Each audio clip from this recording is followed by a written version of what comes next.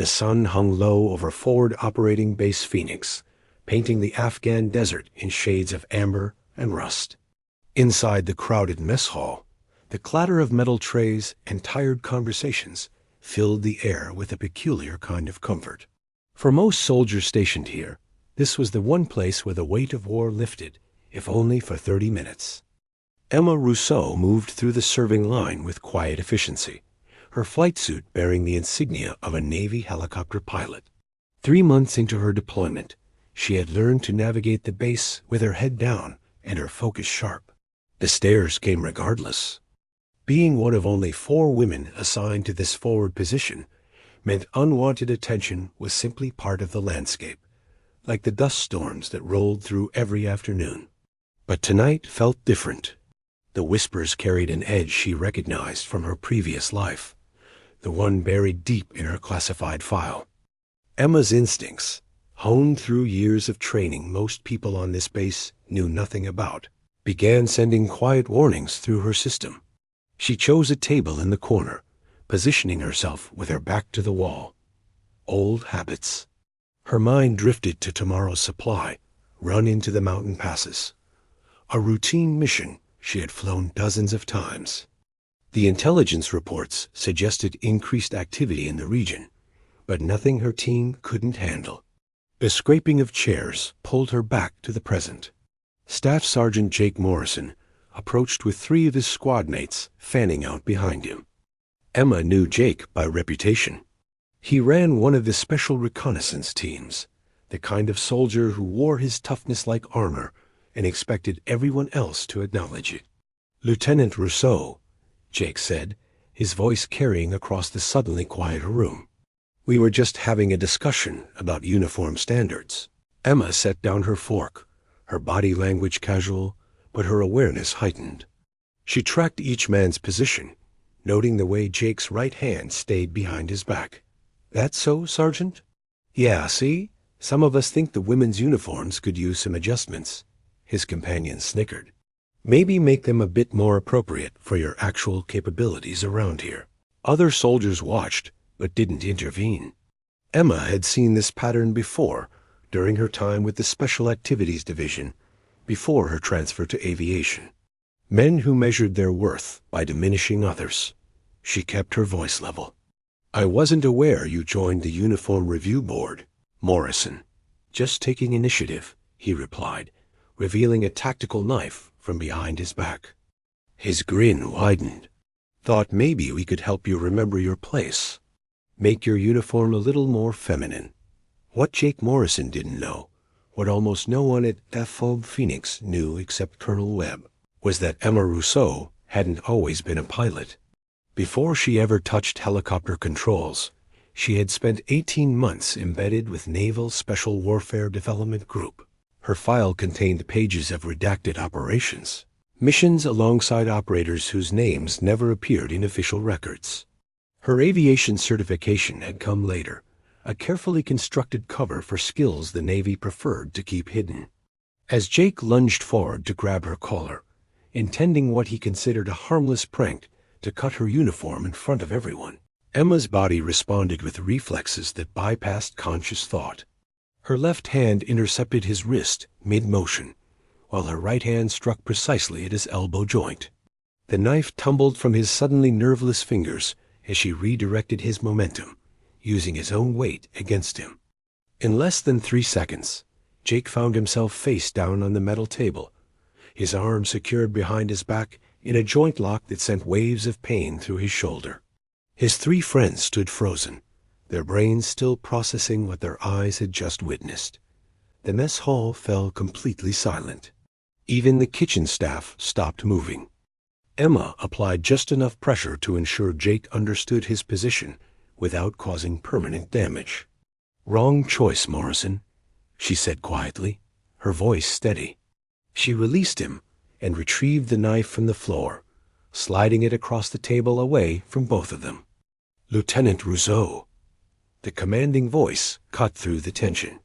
Colonel Patricia Webb stood in the doorway, her expression revealing nothing. "My office, now."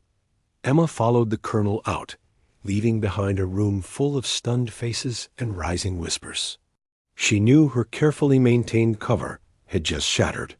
Tomorrow's routine supply run would now be anything but routine, and the mission parameters she had been quietly preparing for had just moved up their timeline.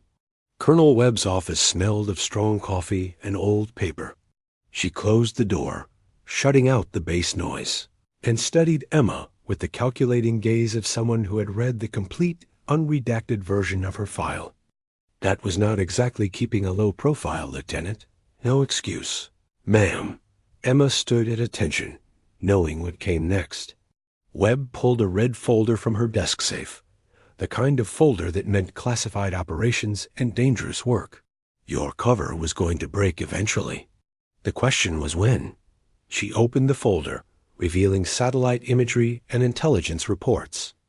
Operation Desert Falcon launches in 48 hours. But given tonight's display, we need to adjust the team composition. Emma's stomach tightened as she scanned the documents. The mission was bigger than she had anticipated, and the personnel list included names she recognized, including Staff Sergeant Jake Morrison. Thanks for tuning in. If you enjoyed this story, make sure to hit that like button and subscribe for more content. We'll see you in the next one. The pre-dawn darkness wrapped around Forward Operating Base Phoenix like a heavy, suffocating blanket. I stood in the briefing room, a place that felt more like a cage at that moment, watching as 8 soldiers filed in. Their faces were a mix of confusion and pure, unadulterated curiosity. Sergeant Jake Morrison was the last to enter, his jaw clenched so tight I thought it might crack. He wouldn't even look at me. The deep purple bruise on his cheek, a perfect match for the edge of the mess hall table he'd met last night, was a stark reminder of our encounter. Colonel Webb, a woman carved from granite and discipline, didn't waste a second on pleasantries. She hit a button, and the wall screen flickered to life, showing satellite images of a mountain compound about 30 miles northeast of our position. Her voice was flat, devoid of emotion. Intelligence indicates this location is the coordination center for a series of attacks planned against 3 Allied bases in the region. We have a 72-hour window before they move their operations. Jake's hand shot up. Ma'am, with all due respect, what does this have to do with Lieutenant Rousseau? This looks like a ground operation. Webb's expression didn't so much as twitch. Lieutenant Rousseau will be leading the ground team. I will coordinate air support from base operations. The room practically exploded. A chorus of protests, angry mutters, and disbelieving gasps filled the space. Jake shot to his feet, his chair scraping loudly against the floor. This is insane. She's a pilot, not an operator. Yesterday, she got lucky in a mess hall brawl, but this is actual combat. Sit down, Sergeant Morrison.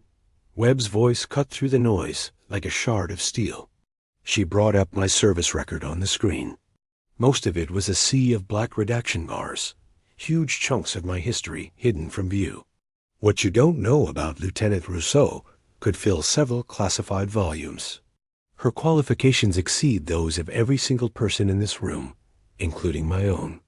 Your life and the lives of your men may very well depend on following her orders without question. I watched as the realization slowly dawned on their faces.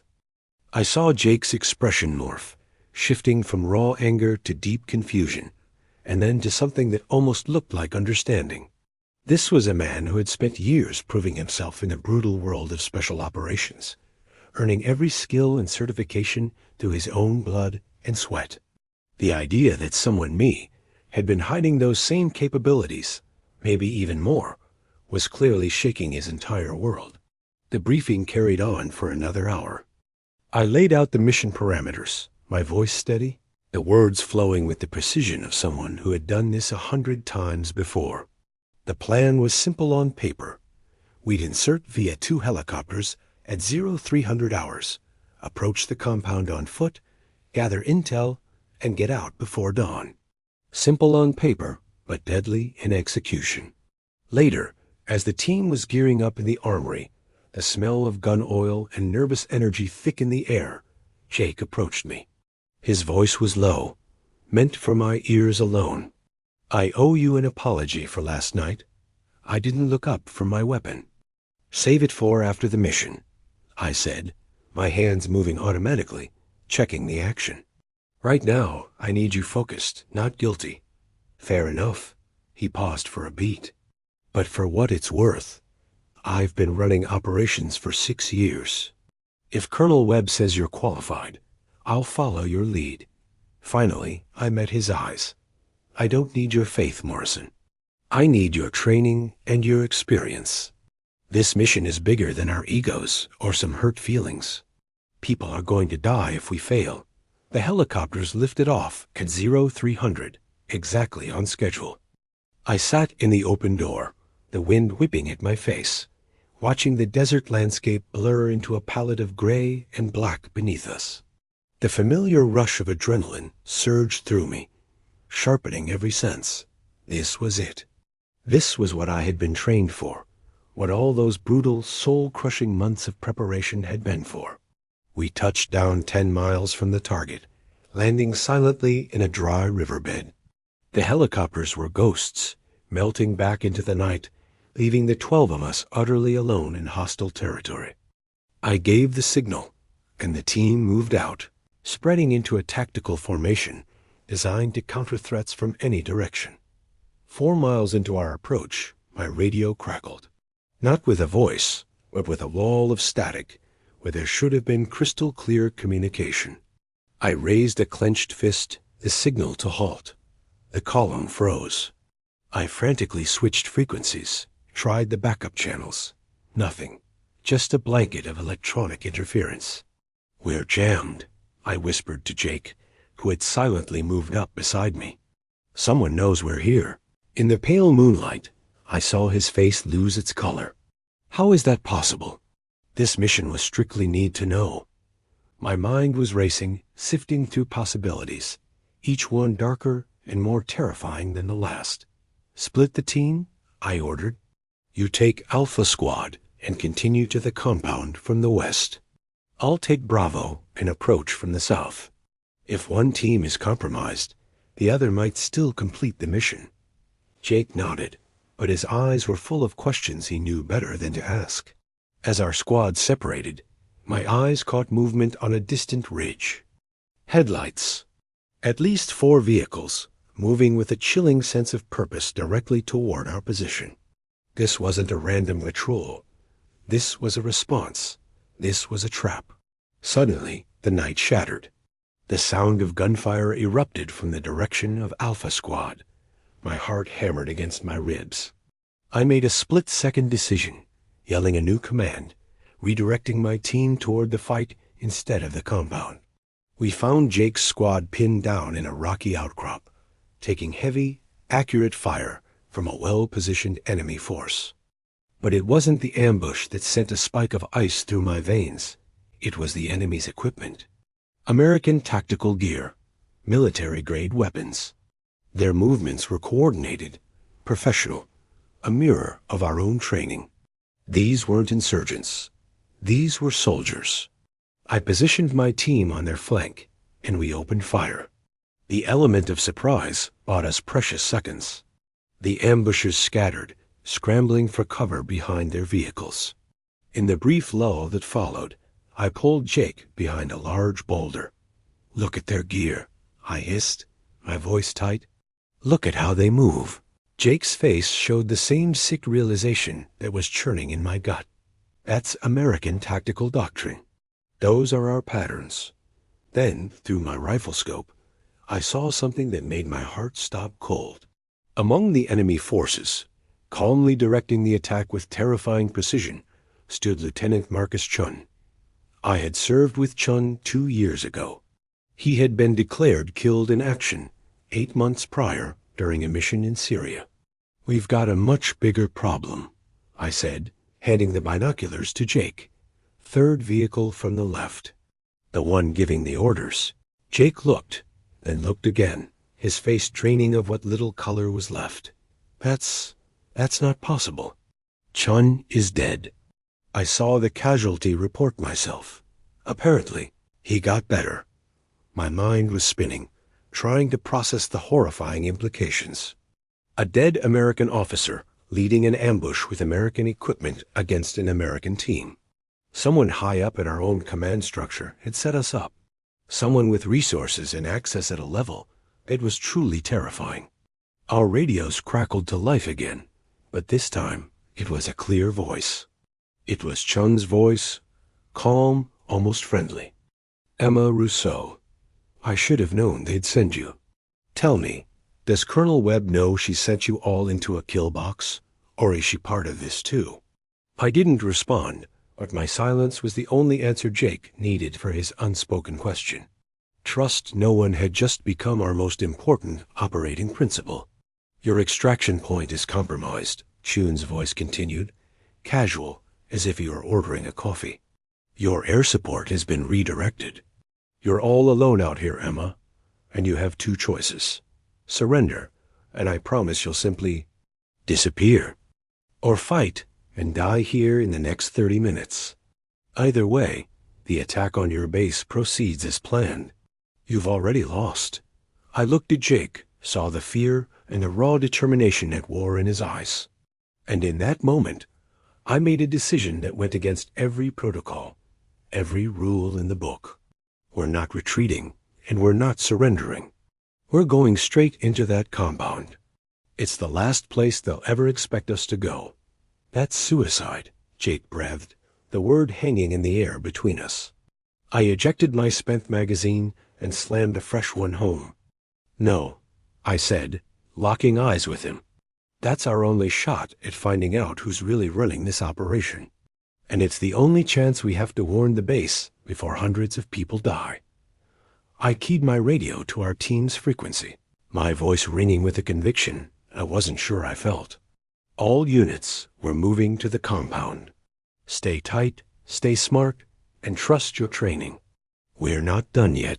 The compound rose from the desert floor like a concrete fortress, its walls scarred by years of conflict and neglect. Emma led her team through the shadows, moving with the fluid precision of operators who understood that survival depended on silence and speed. Behind her, Jake Morrison and the remaining 6 soldiers followed without hesitation. The doubt and mockery from the mess hall felt like memories from another lifetime. They had lost 2 good people in the firefight, their bodies left behind with silent promises of return. The weight of those losses pressed against Emma's chest, but she pushed the grief down deep. There would be time for mourning later if they survived. Right now, focus meant everything. Through her night vision goggles, Emma spotted the communications hub where Lieutenant Chun had disappeared 15 minutes earlier. The building sat at the compound's center, surrounded by concrete barriers and armed guards. Getting inside would require more than luck. It would require the kind of coordinated precision that separated trained operators from everyone else. She signaled the team to hold position, then gestured Jake forward. Their relationship had transformed over the past 6 hours.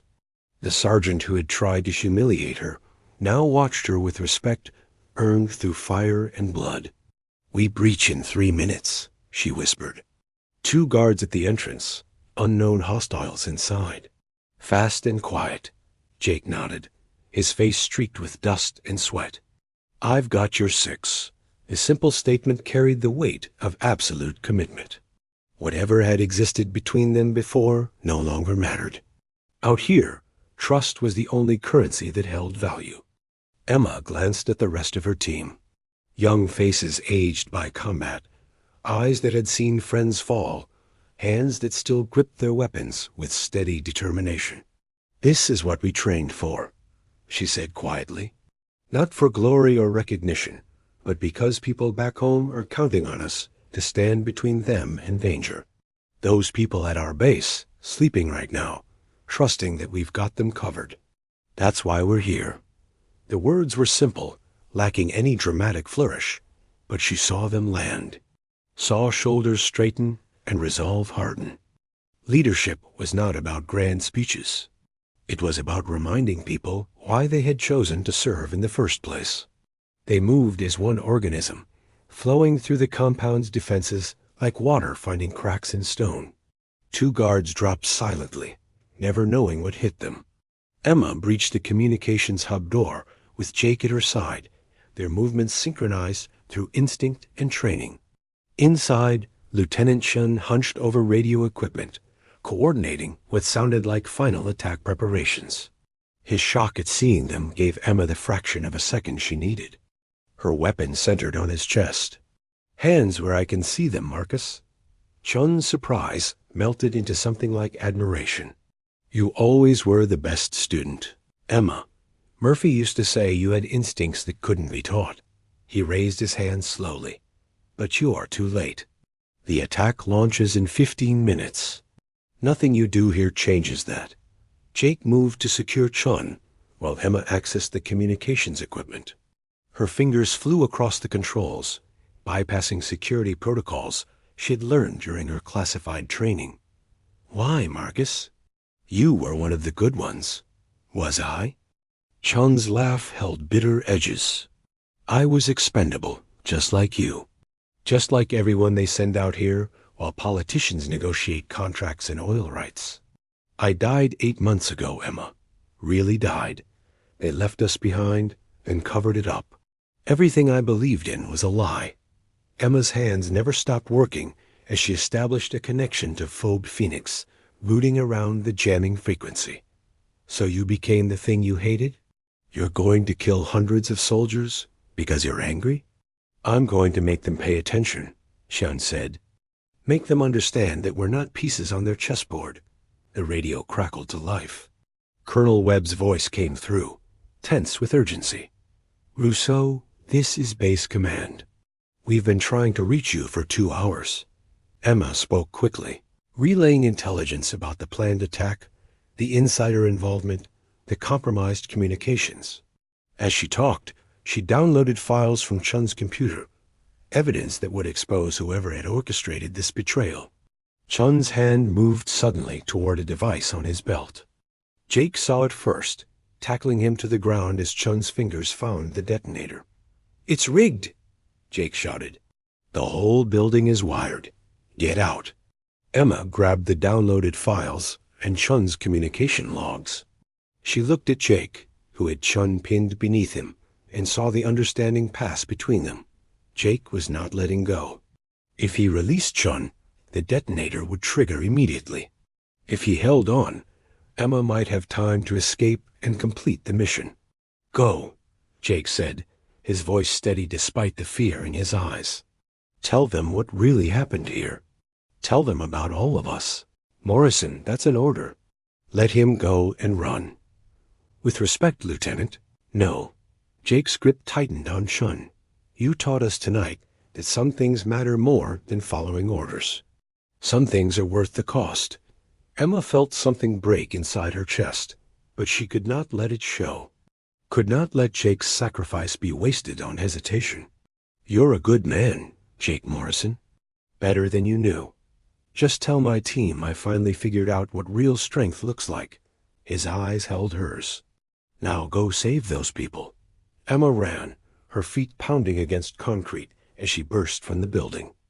Behind her, the world erupted in fire and sound. The explosion lifted her off her feet, throwing her forward as heat washed over her back. She hit the ground rolling, protecting the files against her chest, feeling the sting of shrapnel, but staying conscious through sheer will. Her team pulled her up, supporting her weight as they moved toward the extraction point. Above them, the sound of helicopters grew louder. Colonel Webb had received the warning and dispatched immediate support. Back at Ob Phoenix, the base had mobilized based on Emma's intelligence. The attack that should have been a devastating surprise met prepared defenses and coordinated response. What Chun and his conspirators had planned as a massacre became a decisive victory for the defending forces. Emma woke in the medical tent 16 hours later, her body wrapped in bandages but her mind clear. Colonel Webb sat beside her bed, holding the files Emma had recovered. "You did it, Lieutenant. The attack failed. Casualties were minimal. And these files, she tapped the folder, these give us everything we need to root out the corruption that enabled this. Jake Morrison, Emma said, her voice rough. And the others we lost. Heroes, Webb replied simply. Every single one of them. Morrison's final transmission came through before the explosion. He wanted you to know he understood why you did what you did in the mess hall. Said he was honored to serve under your command. 2 weeks later, Emma stood before an assembly of the entire base personnel. Her arm remained in a sling, her face still healing, but she stood straight as Admiral Richardson pinned a medal to her uniform. Lieutenant Emma Rousseau's actions saved hundreds of lives, the Admiral announced, and Staff Sergeant Jake Morrison's sacrifice will never be forgotten. He embodied the finest traditions of service. After the ceremony, Jake's team approached her. The same soldiers who had stood beside him in the mess hall, who had laughed at his attempt to humiliate her, now stood with different expressions. Their leader, a young corporal named Davis, extended his hand. Jake told us before the mission that if he ever found a leader worth following into hell, he'd know it by how they carried themselves when everything went wrong. He was right about you. 6 months passed. Emma found herself back in the United States, standing before a new class of recruits selected for a specialized program, combining special operations training with advanced aviation capabilities. Colonel Webb had given her the opportunity to shape the next generation. The uniform doesn't define the warrior, Emma told them on their first day, touching the small memorial pin she wore for Jake Morrison. Your character does. Your choices do. The way you treat people, especially when you think it doesn't matter, that defines who you really are. She looked out at their faces, seeing hope and determination mixed with uncertainty. Some of you will face moments where you have to choose between what's easy and what's right, between protecting your ego and protecting your team. Staff Sergeant Morrison taught me that real strength isn't about dominating others. It's about knowing when to stand up, when to stand down, and when to stand together. As the sun set over the training facility, Emma thought about the journey from that mess hall confrontation to this moment. Jake Morrison had started as an antagonist, someone who measured his worth by diminishing others.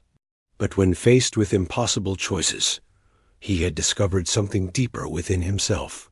He had learned that true courage meant sacrifice, that real leadership meant service, and that strength without character was just violence waiting to happen. The legacy of Forward Operating Base Phoenix was not just about the lives saved or the conspiracy exposed. It was about transformation, about how people could change when challenged, could grow when tested, could become better than they ever imagined possible. Emma smiled as her new students began their first training exercise, remembering Jake's last words. He had finally understood what real strength looked like, and in that understanding, he had given her the greatest gift one soldier could give another: the chance to continue the mission, the opportunity to teach others, the responsibility to ensure that his sacrifice meant something. The uniform she wore carried the weight of that responsibility now, but it also carried hope. Hope that every person who wore it would learn what Jake had learned, that the measure of a warrior was not in how they fought enemies, but in how they lifted up allies, not in how they dominated the weak, but in how they protected the vulnerable. As darkness fell, Emma walked the training grounds, remembering faces of those lost and honoring the memory of a man who had found redemption not through words, but through action. The story that began with humiliation in a mess hall had ended with honor on a battlefield, and in between, lives had been transformed forever. Thank you for watching.